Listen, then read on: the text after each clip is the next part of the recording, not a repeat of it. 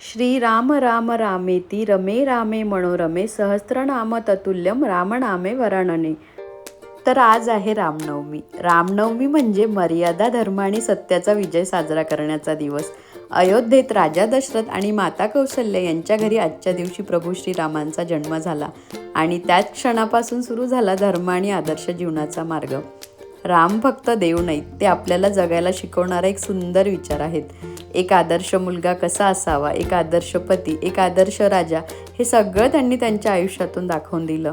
त्यांच्या आयुष्यातही खूप कठीण प्रसंग आले, वनवास, संघर्ष, पण तरीही त्यांनी कधीच सत्य आणि धर्माचा मार्ग सोडला नाही. वाईटावर चांगल्याचा विजय, अहंकारावर नम्रतेचा विजय आणि योग्य गोष्टींसाठी उभं राहण्याची आठवण, हे सर्व त्यांच्याकडनं शिकण्यासारखं आहे.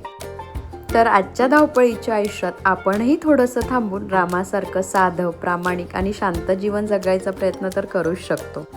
तर रामनवमी स्पेशल नैवेद्याला मी बनवलेला आहे प्रसादाचा शिरा, चण्याची भाजी आणि आजच्या दिवशी घराघरात हा नैवेद्य बनवला जातो. तर हा एक फक्त पदार्थ नाही, तर भक्तीची एक छोटीशी भावना आहे.